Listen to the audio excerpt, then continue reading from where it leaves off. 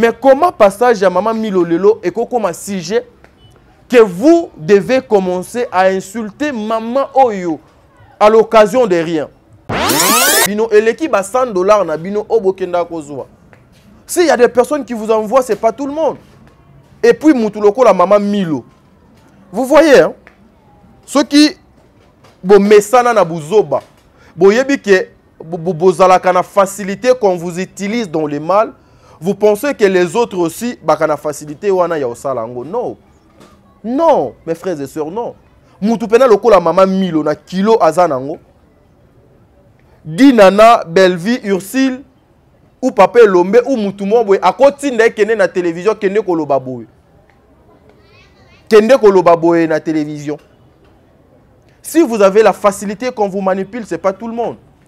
Moi depuis que naza na mosala o, même na vie nanga normale, même dans ce que je fais, je n'ai jamais adoré une personne, moi. J'adore personne. Vous ne me verrez jamais na fandi wana, maman Bellevie a fandi, bachelinga musique, nazo bine la maman Bellevie. Pour essa la maman Bellevie gloire. Maman Dinana fandi, nazo ko bine la maman Dinana pour essa les gloire. Maman Ursula fandi, nazo ko bine la ye pour essa les gloire. Maman Moseka fandi, nazo ko balu saluke tout pour essa la maman Moseka gloire. Je ne peux jamais faire ça dans ma vie. Je ne peux jamais donc adorer une personne comme ça. Si vous avez la facilité de le faire parce que les légèreté au bino bozanango, allez-y. Donc bosalango, vous confondre teke batunion so bakoki peko salango. Non, mes frères et sœurs. Et ça c'est que aujourd'hui maman mobo aleki na plateau, papa mobo donc aleki na plateau, bokomi kozwa balat na ba stylo po boluka place nini alingi aloba boy alingi asala boy. Non. Il faut qu'on se le dise. Aujourd'hui, Bellevie a fait à Sali ce que Bellevie a fait dans le théâtre. Peut-être Bakoulou Tounaye Bakoka Kosalate. Aujourd'hui, il faut qu'on se le dise. Nous devons accepter. Maman Sila est en train de faire un grand travail au Batounion Sodo Bazo Komona. Aujourd'hui, Maman Dinana est en train de poser des actes très matures, très responsables. Aujourd'hui, il y a beaucoup de papas aussi au Bazo Kosala Moussala au Esengeli. Pourquoi vous ne voulez pas reconnaître les efforts des autres? Il faut effort oh, faut ayé banana mokili mobimbezaka effort ya maman Sila. Et puis vous devez comprendre, Sila c'est une personne publique. J'ai le droit ya ko critiquer musala naye, mais je n'ai pas le droit ya ko kende ko kota ti na vie privée naye, ndenge bino bozo ko kenda ko kota na ba vie privée ya batu. Bozo ko finga maman Milo pour quelle raison? Donc les gens n'ont plus le temps de s'exprimer. Les gens, aujourd'hui, les comédiens, même c'est trop dur. Faut éviter de passer à la télé. Parce que ceux qui sont à l'équipe, la télévision, nyonso so oh bakoma koloba et comment kozongis et comment kozonga doit pas na bango lokola ba insulte. Si vous vous sentez que bino bozalaka ba anti-valeur, c'est que je fais na émission nanga et toucha kabino. Alors, cherchez yakozonga na nzela, yakotika ba makambo o ezali ya bosoto. Des choses qui blessent, des choses qui font mal, des choses o ezoko diviser batou, des choses o yo ezoko luka moye et nuire même na société congolaise.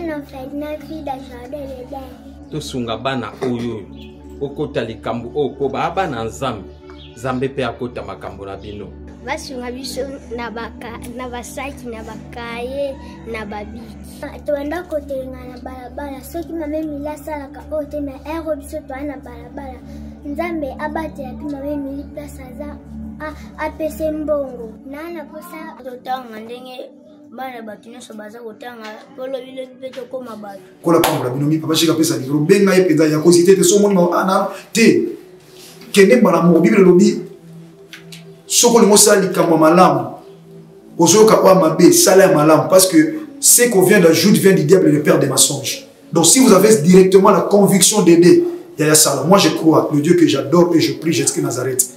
Téléphone à papa oyo. Nanzela na yo, il sonner pe arobe nganga to pambola nzambe. donc soki bana nzamba pesi biso alobaki ete tobokola bango lolenge tobokola ya biso ndako. Alors soki ozo préparer rentrée scolaire ya mwana na kozonga na basket asika na uniforme asika, pourquoi pas penser aussi na bana oyo nzamba pesi biso, nzamba pambola bina balobi oyo yoza ko semer okomoissonner yango un jour. Tozwami na avenue Kinzola numéro 49, quartier Régie des Eaux, commune de Kitsenso, référence 3e Dodan. Pour tout contact, bengabiso na ba numéro Oyo. Vous êtes sur Top Media TV. Voilà, mesdames et messieurs, Bandeko Balandia, Top Media Télévision, Bandeko Balandia, émission au le code de bonne conduite, soyez le bienvenu. Moi, c'est votre frère Tadinga Lapa. Le devoir m'a encore appelé aujourd'hui. Depuis la République démocratique du Congo, nous avons réalisé l'émission Oyo, la terre tourne, les réalités changent. Nous continuons toujours à faire notre travail, mais il faut la coca parce que cette émission, je sais que ça va choquer beaucoup de personnes. Et au départ, déjà, je demanderai pardon à toutes les personnes qui seront choquées par rapport à l'analyse au Nazo Sala. Et peut-être que ça sera la toute première fois depuis que na bandi carrière nanga professionnelle na mosala oyo, c'est la toute première fois peut-être que les gens me voient na casquette oyo ou bien na ton oyo nazo sala la émission oyo. Vous allez vraiment m'excuser, mais je vais prendre d'abord mon coca pour nga moko pe tension de la normale, sinon en faisant ça et cause wanga peka en pleine émission. Aujourd'hui, j'ai un cœur qui saigne. Je suis très déçu.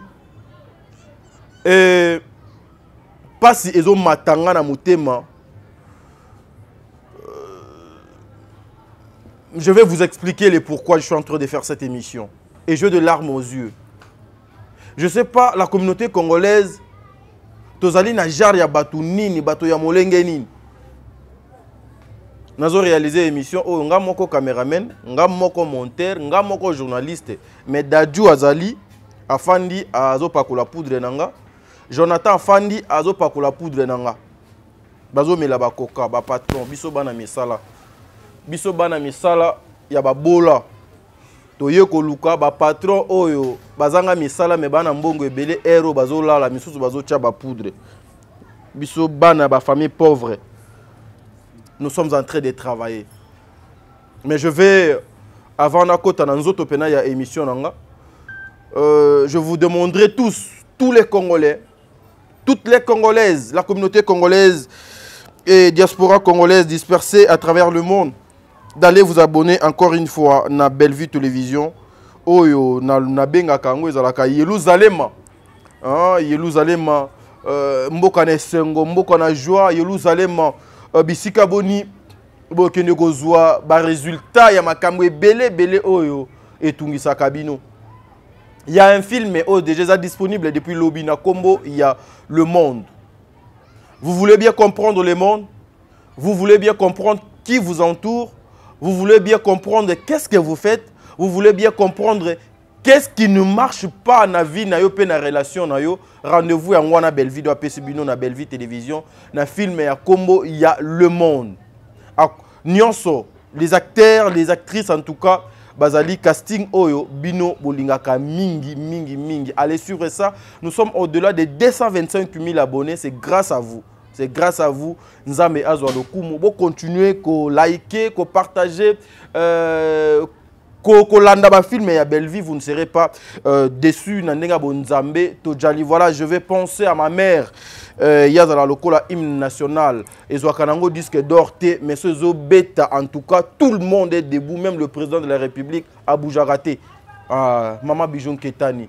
Maman 90%. Au Bonga, papa Jean-Pascal Leka. Le président de tous les Congolais, veut dire communauté congolaise, nous sommes vivants à Liège. Papa Jean-Pascal Leka, c'est mon papa, boss. Mbote na yo papa bisika des Ouamiyo. Un grand merci à maman Zozo. Namoni déjà séjour évidé dans Dubaï. Lelo au Zozo nga Canada mboka na yo. Obonga na papa papa nanga Noé Mavakala Nzinga. Papa Noé Mavakala Nzinga. Maman Zozo mère ba triplé en tout cas Nzambe azala na bino. Nzambe continuer ko sala bino makambo malamu. Un grand merci aussi à maman Deborah Lubanda Kilo ya ba mère à Calgary en tout cas. Maman Deborah, Nzambe azala na yo, Nzambe a protégé yo, Nzambe a continué kobattre la libota na yo. Un grand merci aussi à maman Yvette Mbangu. Un grand merci à maman Émilie Setimaïnga. Moi si Nzambe, Nzambe a continué kobattre la yo. Un grand merci aussi à toi Bertin Konde Mbongo propre, l'infirmier clinicien, boss, patron. Azara Penna, patron ko, ouais patron. Patron. Société mais au monde. Un grand merci à vous maman, un grand merci na maman nangai na lingaye mingi.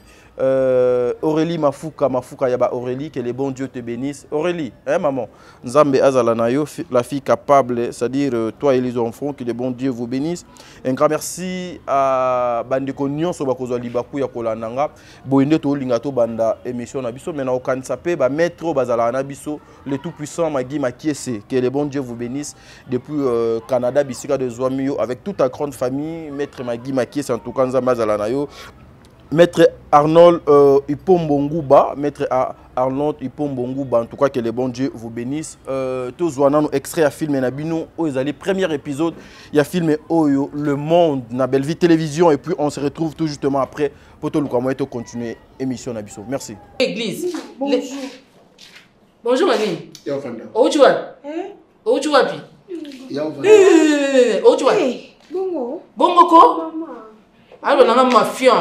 Bon, si vous expliquez, papa, pourquoi le bobo est l'église poigne? Non, séminaire.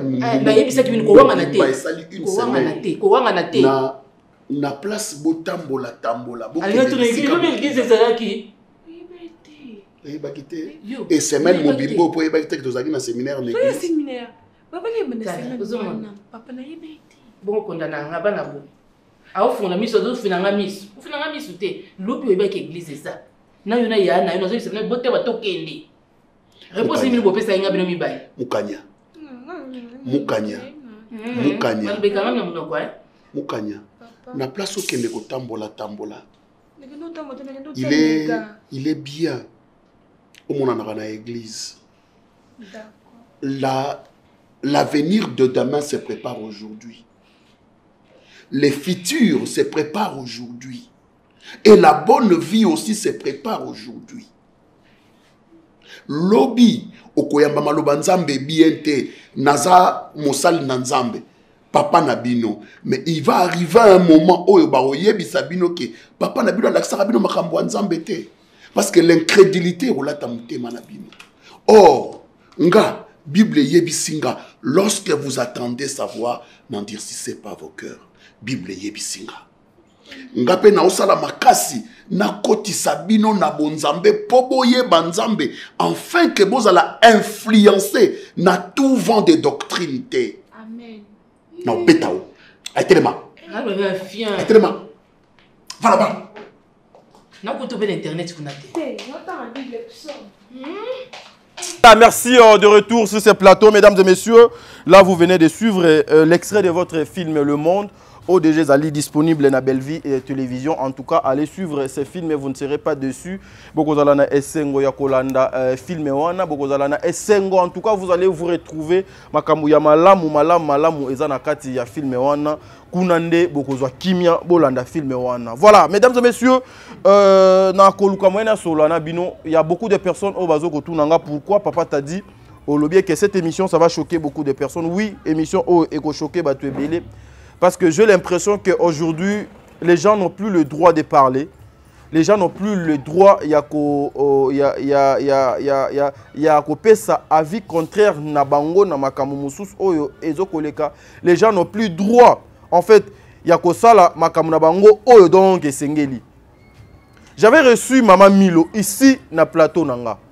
Parce que moi, au départ, lorsque na salaka émission, thème nanga ezalaka le code de bonne conduite. Le code de bonne conduite nazali na ba limite, nazali na cahier de charge, nazali na makamu nanga o na salaka par rapport ya thème ya émission nanga. Le code de bonne conduite principalement moi tadingala pa je lis contre les anti-valeurs.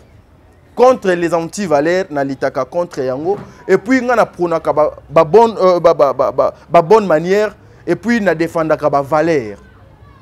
C'est l'objectif ya émission oyo. C'est l'objectif, il y a Moussala Ongana Salaka. Mais des fois, moi, ça m'étonne. Ça m'étonne en tout cas. Ma réaction ya batu ndenge et komi kosuki sanang moi votre frère Motema. J'avais reçu Maman Milo ici. Elle était passée ici. Maman Milo a fait son émission. Maman Milo avait répondu à mes questions. Maman Milo n'a pas attaqué quelqu'un. Maman Milo n'a pas insulté quelqu'un. Et moi, je ne me mettrai pas na plateau nanga na invité pour na lukamwe na excité à Fingamout. Mais comment passage à Maman Milo Lelo et comme un sujet que vous devez commencer à insulter Maman Oyo à l'occasion de rien. Na plateau nanga lokola na pronaka ba valeur. Lokola nga na défendaka ba vraie valeur ya batu. Voilà pourquoi na zongi awa pour défendre aussi cette Maman Milo. Azali invité nanga aleka ki awa parce que aujourd'hui ce qui Maman wana na munoko na ye asalaki ba diffamation. Ce qui va convoquer, et j'en suis sûr aussi, même nga, n'a pas pu convoquer. Voilà pourquoi je suis obligé, il y a que protéger invité nanga, et je suis aussi obligé, il y a que défendre invité nanga, lorsque bino bokomi ko sala makambo o yamabe, pour insulter à cette maman. Bozo kofinga Maman Milo, pour quelle raison? Donc les gens n'ont plus le temps de s'exprimer. Les gens, aujourd'hui, les comédiens, même attaquent. C'est trop dur. Faut éviter de passer à la télé. Parce que ceux qui sont à l'équipe de la télévision, nyonso so ba koma koloba et comment kozongis et comment kozonga doit pas na bango lokola ba insulte. Si vous vous sentez que bino bozalaka ba anti-valeur, c'est que je fais na émission nanga et touchaka bino, alors cherchez yakozonga na nzela yakotika ba makambo o ezali ya bosoto, des choses qui blessent, des choses qui font mal, des choses o ezoko diviser batou, des choses o yo ezoko luka moye et nuire même na société congolaise. Ngai rôle nanga ezalaka pour apporter aussi un plus na société congolaise na mœurs. Tozali ba éducateur ya masse. Nous éduquons, donc en fait, nous vendons l'image ya mboka na biso, nous vendons l'image ya ba artiste na biso, tozo vendre même ba image ya là où nous venons, ba parents na biso. Biso tozaka ba ambassadeur ya ba parents na biso. Voilà pourquoi lorsque vous insultez directement, je vois qualité ya éducation nini que papa na maman na bino, ba papa na bino na ba maman na bino, ba pesa bino, excusez-moi le terme. Parce que je suis choqué. Lorsque on insulte cette maman, on me mélange moi aussi dedans. Pendant que Maman Milo a fait son émission ici du début jusqu'à la fin. Du début jusqu'à la fin. Du début jusqu'à la fin. Aujourd'hui, il faut que Batouba commence à niveau. Il y a qu'à supporter des fois la vérité. Il y a des commoussus. Il faut que les gens aussi commencent à niveau. Il y a qu'à comprendre que non. Bango baza libre. Il y a qu'à sala makambo. Oh donc sengeli. Il y a un grand problème. Le grand problème est nini. Incompréhension totale na kozanga mayele. Il y a bande kolanga belé. Excusez-moi le terme. Il y a les abakouk. Nous savons il y a les abakouk. Il y a des femmes responsables, femmes ba maman au conscience ça, ba papa au conscience ça. Mais ils sont dominés par les mauvais esprits. Oh, ils ont animé bango lokola les Babyloniens ou les prophètes abakouk abanaki kosenga mawayanzambe e kitakati na bango. Et voilà pourquoi il y a moko il y a ba frère na yamba mingi awa mondir ba aloba nini maman moko da benga ki attaquer na ye mais après aye kozonga na raison ngana kutana nango bambale belé après pena omona azomi tuna me papa na fingi yo pona nini ndeko na fingi yo eloko nini etininga na finga yo. Je comprends pas qu'est-ce qui s'est passé et puis nini donc pousser ngana koma doti na niveau na ezala kabinote. C'est un esprit qui vous anime. Oh, donc ezali esprit ya mabe. Voilà pourquoi comme c'est un esprit oh ezali nakata molili biso tozali lumière. Er tozo pela ezo bima lokola tozo ko chabino mal à l'aise. Non. Non, mes frères et sœurs. Ezate que aujourd'hui maman moboy aleki na plateau, papa moboy donc aleki na plateau, bokomi kozwa balat na ba stylo po boluka place nini alingi aloba boy alingi asala boy. Non. Il faut qu'on se le dise. Aujourd'hui, Belleville a fait à Sali, c'est que Bellevue a fait dans le théâtre, peut-être aujourd'hui, il faut qu'on se le dise, nous devons accepter. Maman Sila est en train de faire un grand travail au Batounion sur Bazo Komuna. Aujourd'hui, Maman Dinana est en train de poser des actes très matures, très responsables. Aujourd'hui, il y a beaucoup de papas aussi au Bazo Kosala, Moussala, au Esengeli. Pourquoi vous ne voulez pas reconnaître les efforts des autres? Il faut effort, faut ayer banana mokili mobimbezaka effort ya maman Sila. Et puis vous devez comprendre, Sila c'est une personne publique. J'ai le droit ya ko critiquer Moussala naye, mais je n'ai pas le droit ya ko kende ko kota tina vie privée naye, ndenge bino bozo ko kenda ko kota na ba vie privée ya batu. Non, ce n'est pas bien. Aujourd'hui, quand vous invitez quelqu'un, Moutupena azo clairement j'évite que ma réputation est à la toucher parce que lorsque je vais passer à l'après, lorsque je vais passer et après, insulte et kolandanga, bakobando finganga, bakobando dénigrenga. Et puis nous tous nous connaissons. Les gens qui sont derrière insultent oyo. Frère nangai, sœur nanga, il y a les abakou. Vous devez faire très attention. Ce que vous faites, bozali na ba famille, bozana ba mibali. Bozan n'a pas avenir. Et moi, des fois, je me pose des questions. Est-ce que vous avez la peine à mi bali pena lokola ba biso batadinga la pabo? Un homme conscient et responsable. Au outil na ko finga mutumo boye na télévision, au outil ko sala ba diffamation na lobi pe oye chez moi à la maison. To fani pe yonanga to zotalana. Masolo nini yonanga to obeta. C'est comme ça que vous allez voir. Tout autour de vous, ça sera que de personnes qui vont venir juste pour assister yo après qu'assister yo au comme loko la poso ya lilala, on vous jette na poubelle. Aux ailes sous na valeur parce que besoin mi paie sa valeur. Aujourd'hui, où est le mal? Ce qui moi na fandi na plateau, je fais mes analyses nazo kumsa musala ya dinana. Où est le mal aujourd'hui sur na fandi na plateau nanga nazo kumsa musala ya Bellevue? Où est le mal aujourd'hui? Ceux qui n'ont pas dit na plateau nanga nazo kumsa musala ya papa Elombe ou bien mon musala ya décor ou bien musala ya Dacosta ou bien musala ya président Bobo. Où est le mal? Est-ce que je suis seulement obligé ya kokumisa musala ya maman Sila? Moi je suis obligé. Je suis obligé? Non. Je suis libre en tout cas. Et je suis libre ya koyamba muto nyonso ngai na lingi il faut na yama na plateau nanga. Moi si vous là, il y a des personnes qui vous envoient pour venir à la télé pour s'attaquer na batu. En tout cas, nous allons vous éduquer na makas. On va vous éduquer na makas. C'est pas sérieux ça. C'est pas sérieux. Maman wana aleki na ye awa calmement. Asali émission na ye na kimia. A fingi Moutouté, a touché la personnalité ya Moutouté. Mais pourquoi vous vous touchez à sa personnalité? Pourquoi vous insultez cette maman? À sa libinonine. Donc, Ndenge Azawana, il fallait aya ana plateau oyo. Abandi ko adorer votre maîtresse. Abandi ko adorer votre maîtresse. Lorsque Yango Batu misusu pe tolo bate ke non ko kende classe c'est important. Batu misusu pe ako kende naye classe mais ayebi importance a classe donc akenda gite. Batu misusu pe lelo oto mona na betando kezali ba résultat ya makambo yo bakenda ko sala na classe. Yango incompréhension ezoko continuer jusqu'à l'ère mikolo na bango asuka ya kokufa. Bakotika lo comprendre vie na ndenge esengelité. Lorsque mutu alobi I etikala I. Lorsque Moutou alobi souvent, Maman Milo, souvent on vous voit avec le président Elombe, mais contrairement Nandeko Nabino Moussous, Maman Sila, est-ce que Wanande ezali lisasi oyo bino bomonique babeta kipo e bomamoutou? Et ça Moutou nati. Et puis Maman Milo, dans ses propos, elle n'a pas nié qu'elle n'a jamais tourné chez Maman Sila. Atikala ko tourné te. Non, elle n'a pas nié. Maman Milo a tourné 2 fois chez Maman Sila. Elle n'a pas nié. Mais ce qui a lobé bien, babenga na kenda kalisusu ko jouer parce que babenga kanga été. Ce qui babengi nga no kende. Ça devient quoi? Un péché.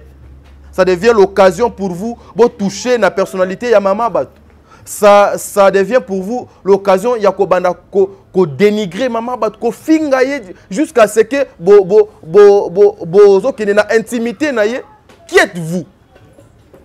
Bozo ko représenter nini? Voilà pourquoi vous devez comprendre que ma bé ateza mukie mais lokola ezali ma bé bande konanga bino boko bano mona bae oyo bazali kata malamu bazo ko loba makambo eza le contraire na mabe bo banomona ndeti bazoko s'attaquer na bino. C'est pas sérieux. Regardez aujourd'hui au lieu tozali na événement munene na mboka na biso. Tozali na événement munene la francophonie. La francophonie eza événement oyo depuis Congo ezala Congo peut-être événement international buinanu et salemate. Ezali occasion pour nous les journalistes, pour la jeunesse congolaise, pour na mboka na biso ezwa makambu ebele na sima ya événement oyo ya monene. Au lieu que nous les journalistes to meka ko expliquer qu'est-ce que ça veut dire la francophonie, apport nango, intérêt nango, bénéfice nango pour na Congo donc ezali nini. Mais aujourd'hui regardez comment les gens sont emballés na fali na faire na bato affaire ba ye affaire a kobetane sous donc couverture te ba ye ba fingi Zakari pe afana kimate ye pe aye ko répondre pe do bato affaire et nous sommes emballés comme ça. Oyo aye afingi o aye lobby o aye salibo. Or ezali tant oyo il faut que luka kolakisa bana na biso ta la francophonie wana ça veut dire ceci ça veut dire cela que biso ba journaliste to meka kolakisa importance ya francophonie na ndenge lelo ezali organisé na mboka na biso. Mais nous sommes comme ça. Les anti-valeurs ont place dans la société congolaise koleka ba vraie valeur. Banani ba ko défendre ba vraie valeur wana ceux qui ezali biso te. Lelo aujourd'hui le mal est comme ko sala de tout possible et convaincre le bien pour le mal et régner toujours. Pourquoi ça? Et nous devons continuer comme ça. Et nous devons les encourager comme ça. Et nous devons les accompagner comme ça. Pourquoi aujourd'hui les gens ne veulent plus accepter les efforts des autres? Ouais. Ici, je ne parle pas de Maman Christine. Ici, je parle de Maman Sila, qui est une personne publique. Je parle de son travail. Et en aucun jour, vous me verrez ici, moi, na plateau nanga ou na chaîne nanga nazo finga Maman Sila. Ou na fingi papa moi ou bien X ou bien donc Y. L'éducation que j'ai reçue, ça ne me permet pas. Et quand quelqu'un passe na plateau nanga, vous n'avez pas le droit de l'insulter. Parce que je viendrai ici pour défendre, inviter nanga, pour protéger. Parce que dignité na ye, personnalité na ye, et l'équipe a vu na bino, et l'équipe a $100 na bino, au bokenda kozwa. S'il y a des personnes qui vous envoient, ce n'est pas tout le monde. Et puis, moutuloko la maman Milo. Vous voyez, hein? Ceux qui, bon, mesana na buzoba, bon, yebi ke, bozalaka na facilité qu'on vous utilise dans le mal, vous pensez que les autres aussi, bakana facilité wana ya osalango. Non. Non, mes frères et sœurs, non. Moutou pena loko la maman Milo na kilo azanango. Dinana, Bellevie, Ursule, ou Papa Lombe, ou Moutou Mouaboué, à côté de kene na télévision, kene kolobaboué. Kene kolobaboué na télévision. Si vous avez la facilité qu'on vous manipule, ce n'est pas tout le monde. Moi, depuis que naza na mosala o, même na vie nanga normale, même dans ce que je fais, je n'ai jamais adoré une personne, moi. J'adore personne. Vous ne me verrez jamais na fandi wana Maman Bellevie a fandi bachelinga musique nazo bine la Maman Bellevie pour esa la Maman Bellevie gloire. Maman Dinana fandi nazo ko bine la Maman Dinana pour esa les gloire. Maman Ursule la fandi nazo ko bine la ye pour esa les gloire. Maman Moseka fandi nazo ko balu saluke tout pour esa la Maman Moseka gloire. Je ne peux jamais faire ça dans ma vie. Je ne peux jamais donc adorer une personne comme ça. Si vous avez la facilité de le faire parce que les légèreté au bino bozanango, allez-y. Donc, bosalango, vous confondre teke batunion so bakoki peko salango et puis la gloire est bongi kana nzambe. On adore que Dieu. On n'adore pas les gens de ce monde. Il y a certaines personnes qui ont plaisir lorsque ils adorent bango parce qu'ils savent qu'est-ce que bénéficier kanase, il y a adoration au bazo zoye pas, il y a ninga na bango batu. Mais moi en tout cas, kakande naza, kalibandio bofinga ka garçon pauvre, oyo, tout ce que donc vous insultez, jamais vous me verrez moi adorer une personne de ce monde, jamais. Et ce que je fais, je n'attends pas qu'après avoir que ça la yango, maman Bellevie m'appelle, papa t'a dit yako zoa $200. Maman Dinana m'appelle, papa t'a dit yako zoa 300. Maman Ursule, maman Top, maman Top ou toi benga yako zoa 50 non. Ce qui va opé sanga mbongo, c'est-à-dire va opé sambongo par rapport ya image na bango ya malamu onga nako nazoko sala par rapport ya ba promotion na bango nazoko sala par rapport ya ba publicité na bango nazoko sala et non par rapport parce que nakoya na télévision pour insulter les gens. Il y a des personnes comme ça, oh bah soutenir Nakabino dans les mal. Ils vous envoient de l'argent. Nous apprenons ça et pas batu belé kaka et pas ya batu nabino. Que tu as bien parlé donc à la télé, ok nabango likolo, on vous envoie quelque chose. Mon frère, ba identité nabino ti herba tin de la bino bambongo wana. Etika la kadonge pa batuana. Makambo bino bubo dobo sala ka batuana pe bazalaka na ba master. Ba master na pe bazalaka pe na batu na bango. Comment les gens ne peuvent plus parler? À cause de quoi? Et puis à cause de qui? Qui a créé les YouTube? Qui est les responsables de YouTube na Congo? Ba maman oyo ba le kalisusu te po ba sala ba promotion ya musala na bango. Baleka lisusu te po balobela bango ndenge o baza lokolo la ba comédien parce que bazoko banga soki baleki boko kanisaka ke non nda lobi wana alobelika maman X ou bien maman donc Y non. Aucune personne entre vous là bino nyonso ceux qui insultent, aucune personne oyo auta na kati ya libumu mochopo moko avec notre maman Sila azate. Vous avez vos intérêts au bozoko diembe la pembe naye. Vous avez vos intérêts au bozoko luka tout autour naye. Vous avez oyo ezoko entouré bino par rapport ya ba bénéfice moko boy bino boza nango besoin. Nous les autres quand nous le faisons, ceux qui tozo critiquer donc mosala ya maman Sila, ceux qui tozo critiquer mosala maman Bellevie, ceux qui tozo critiquer mosala ya maman Dinana ou bien mosala ya maman Top parce que ce sont nos artistes. Baza ba vedette ya ndaku nanga, ya mboka nanga, ya société nanga, j'ai pas de limite sur ba vie na bango professionnel. Pourquoi il faut kaka kotanga kombo? Non mais est-ce que le nom de Maman Sila est le nom de Dieu qui donne la vie? Non. Non. C'est une mère pour moi. Ndenge mokona ba Maman Top. Ndenge mokona ba Maman Top. Ceux qui nazo sala analyse. Nanga esengi ke komone ekota. Ekokota. Ekokota. Et puis ceux qui, s'il faut donc sala analyse, to sala analyse, il y a propre lisu koleka. Nous ne viendrons pas ici à la télé pour te régler ma compte. Non. En aucun jour, Ngata dit nos salons. En aucun jour. Je dis en aucun jour. En aucun jour. Toza ba ambassadeur ya ba famille na biso. Tozali ba ambassadeur ya ba libota na biso. Mes frères et sœurs, bozo la tsaba éducation ya mabe oyo bo raté nanu et pas ya ba parents na bino. L'éducation mabe oyo boke ko raté une école boye ko souk sango une église parce que lorsque quelqu'un a zozo appena le luxe de manquer le respect à Moutuloko la papa Elombe, s'il vous plaît, papa Elombe n'est pas Dieu a salangate a salape binote mais tozali batu par rapport ya âge naie. Par rapport à l'expérience, par rapport à kibo mutu obiso tozali na yango. Vous prenez quoi le luxe wana ya kozwa? Vous manquez mutu lokola papa Elombe respect à la télé. Bozo manquez respect. Tout ça pour faire la gloire. Ya maman Sila. Pour maman Sila alinga bino makas. Vous oubliez qu'aujourd'hui, si nous avons une femme qui s'appelle Bellevue ou Ursule Pechanga ou Sila, ezali grâce ya papa Elombe oyo asala kiete biso toyeba batu wana na mokili. C'est comment beaucoup respecter maki ya soso. Mais soso oyo aboa ki maki bozo ko négliger, bozo honorer yete. Mais boza kana besoin kae ya ba maki o soso donc abimisi.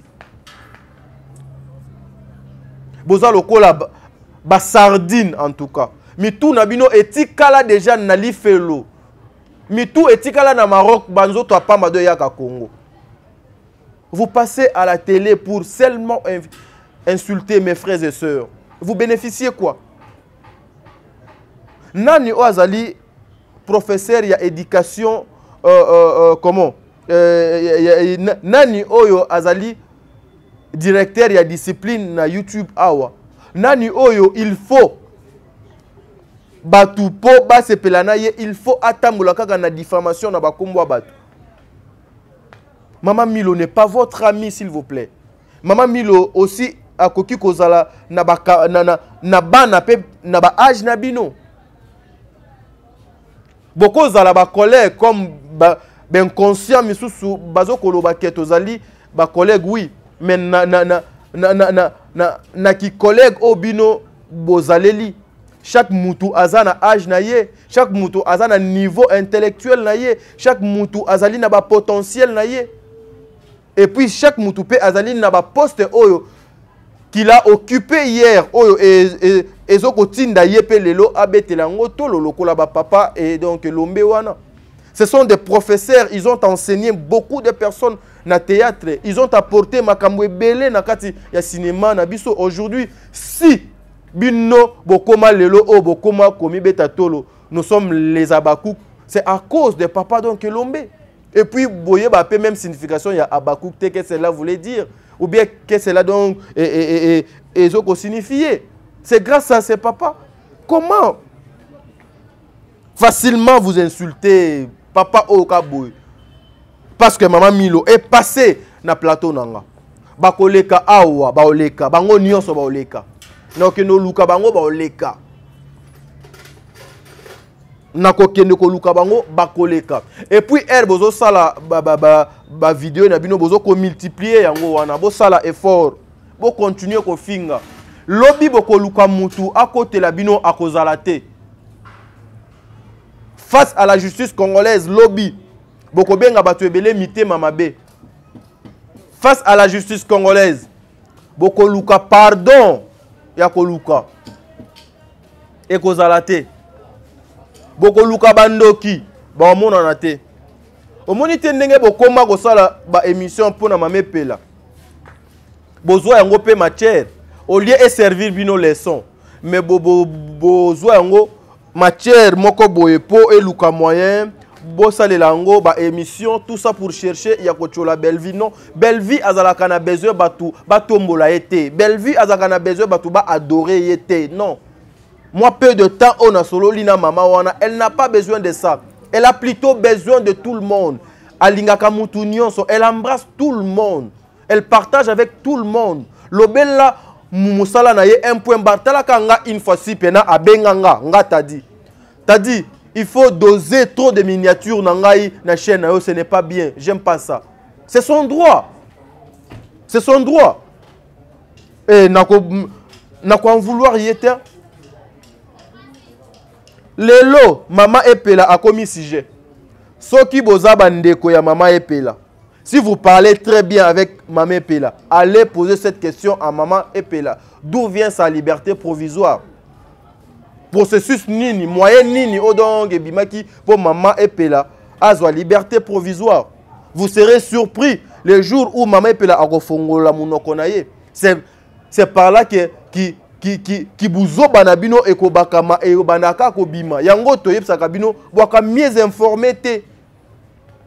Si c'est un sujet qui concerne Dinana Fobo Bimsango Manzaka, si c'est un sujet qui concerne Ursule, il faut bo finga na degré comme donc impossible. Si c'est un sujet qui touche Bellevue, il faut voir comme accent na mokili à quel niveau que cette dame est mauvaise ou bien ba maman yo ba salité na mokili. Mais heureusement Seigneur Jésus-Christ est juste. Heureusement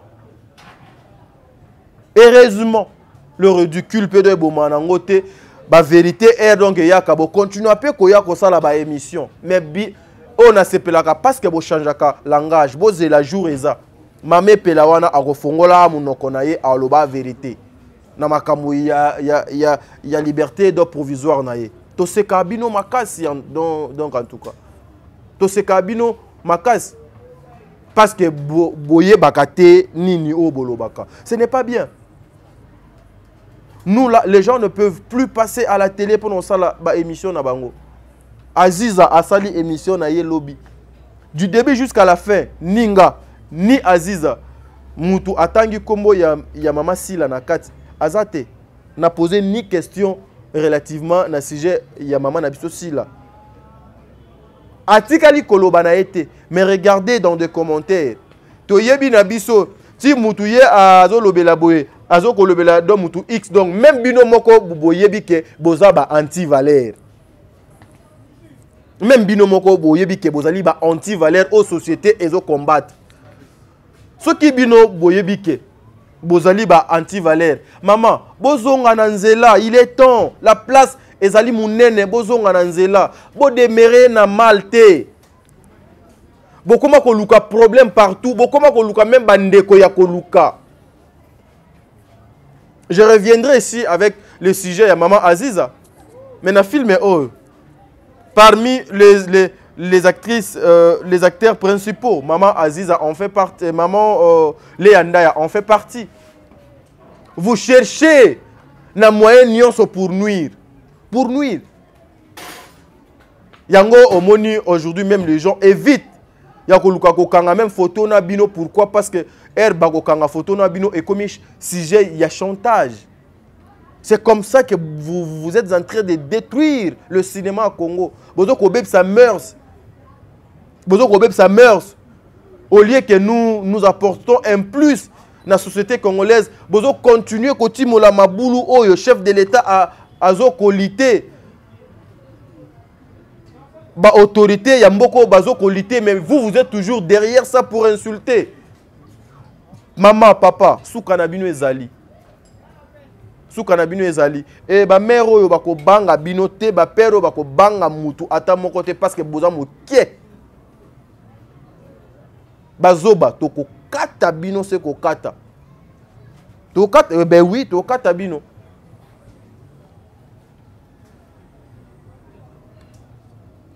Apprenez à devenir mayele. Et ça a quelque chose de bien mais là na koka.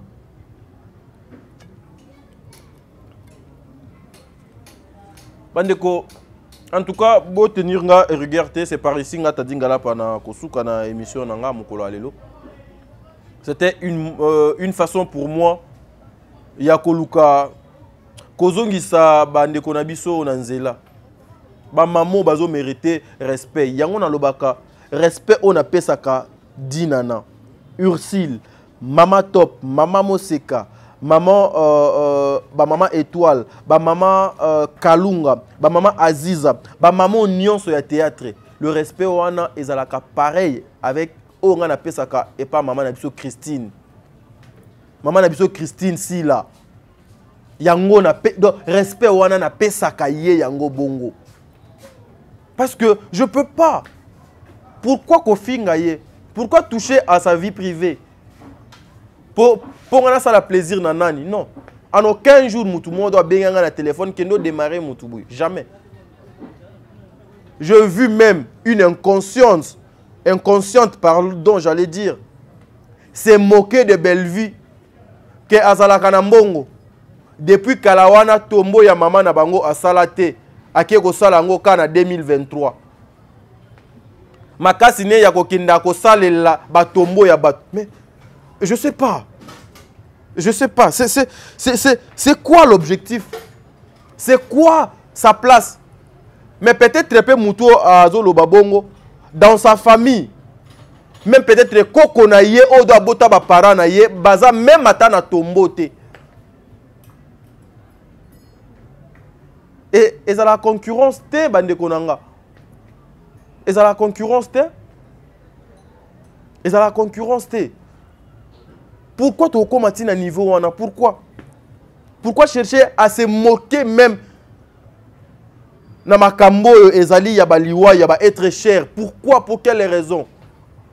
Bozana mitema ndenge nini? Basala bino na matière nini? Est-ce que vous avez nzambe pena donc à créer bino ka na matière ka oh donc asala biso nyonso ou quoi? Vous avez vendu ba conscience na bino na ba nyoka to na ba mbwa. Pourquoi un comportement ya zamba boye biso bato to na kati ya ville? Même si vous nous insultez bo utamboka patati ba famille pauvre, on accepte tout ça.